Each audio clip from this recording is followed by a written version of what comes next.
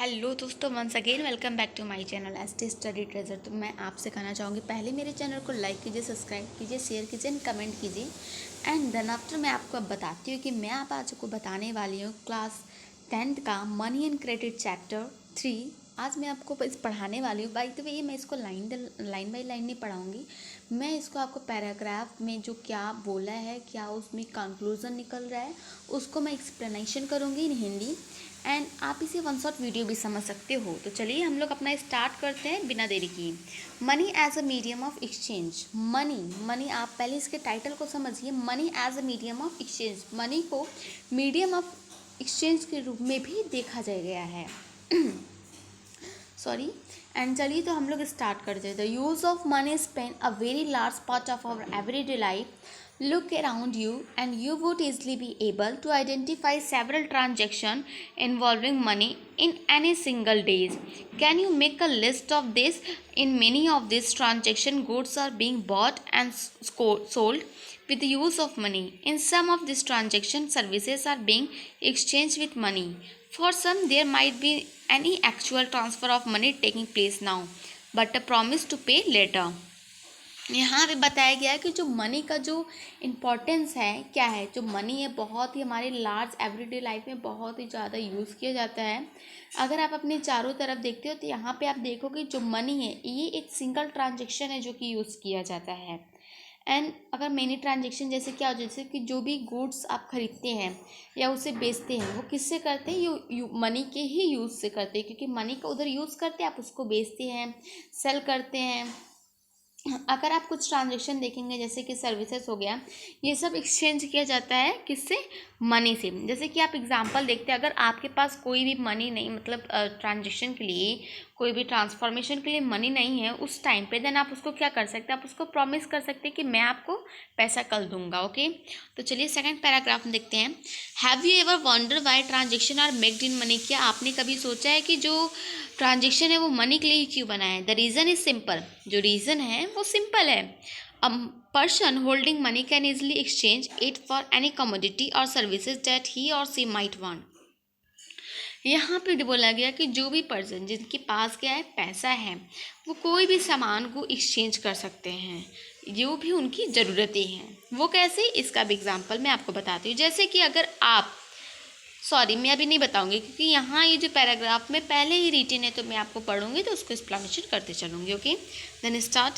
दस everyone prefer to receive a payment in money and then exchange the money for things that they want.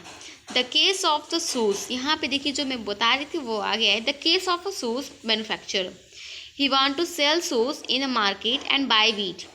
The shoes manufacturer will first exchange shoes that he has produced for money and then exchange the money for wheat. Imagine how much more difficult it would be if the shoes manufacturer had to directly exchange shoes for wheat without the use of money.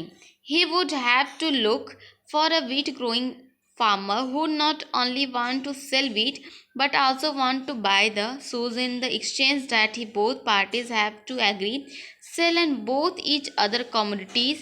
This is known as a double coincidence of want. तो यहाँ पे बहुत ज़्यादा main चीज़ बता दिया गया है आपको, डबल कोइंसिडेंस ऑफ वांट। ये आपके एग्जामिनेशन पॉइंट ऑफ व्यू से बहुत ही इंपॉर्टेंट है। देन आपको यहाँ पे बताया गया कि एक शूज़ मैन्युफैक्चर रहता है, वो अपना शूज़ सेल करता है एंड देन आफ्टर उसे क्या चाहिए, शूज़ के बदले एनी वीट पर्सन, जो वीट गेहूँ फार्मर रहता है जो वीट को प्रोड्यूस करता है, सेल करता है, उसको शूज़ चाहिए। और मैन्युफैक्चर को कुछ भी, जो शूज़ मैन्युफैक्चर है उसको भी मार्केट से क्या चाहिए, शूज़ चाहिए। तो बताइए वो शूज़ के हिसाब से कैसे वो वीट लेगा एंड जो वीट है वो कैसे उसे शूज़ देगा। तो यहाँ पे यही जो मेन पॉइंट है, डबल कोइंसिडेंस ऑफ वन क्या होता है। अगर कोई दो पार्टी, जैसे दो मेंबर हैं, सपोज दैट एक ये मेंबर हो गए हैं एंड एक ये मेंबर हो गए, both the party have to agree, ये लोग क्या हो जाए, राजी हो जाए। किस लिए राजी हो जाए, sell by each other community, ये अपना कमोडिटी जो है, ये अपने सामान को एंड ये अपने सामान को, इनको सेल करेंगे और ये इनका बाय करेंगे, ये इनका सेल करेंगे, इनका बाय करेंगे। तो इसके जो प्रोसेस होता है इसको क्या कहते हैं, double coincidence of want.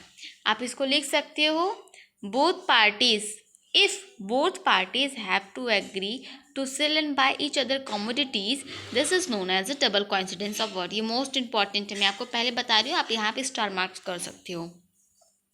What a person desire to sell is exactly what the other wishes to buy.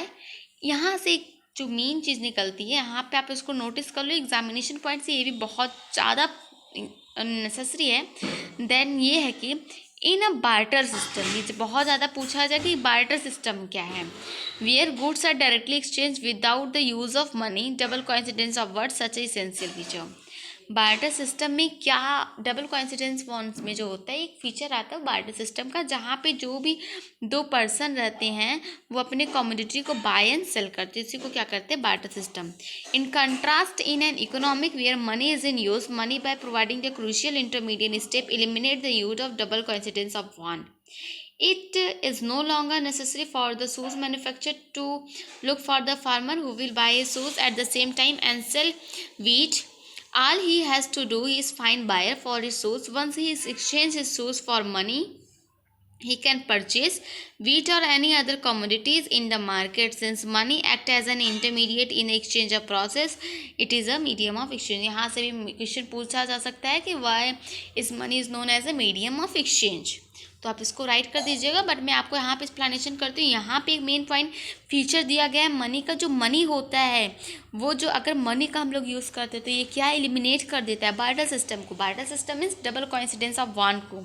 The crucial intermediate step that eliminate मतलब कटना, हटा देता है. The need of double coincidence of word, जब money रहेगा तो ज़रूरी नहीं है कि उनका सामान आपको बाय करना पड़ेगा या उनको अपना सामान सेल करना पड़ेगा. It is not a necessary at that time.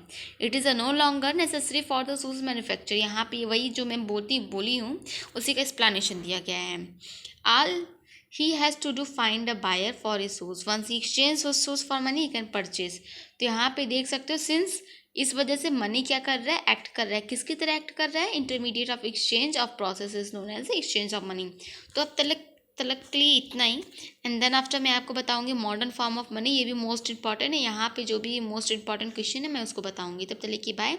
Do like and subscribe my video and do comment in my video and subscribe my channel. Thank you so much for watching.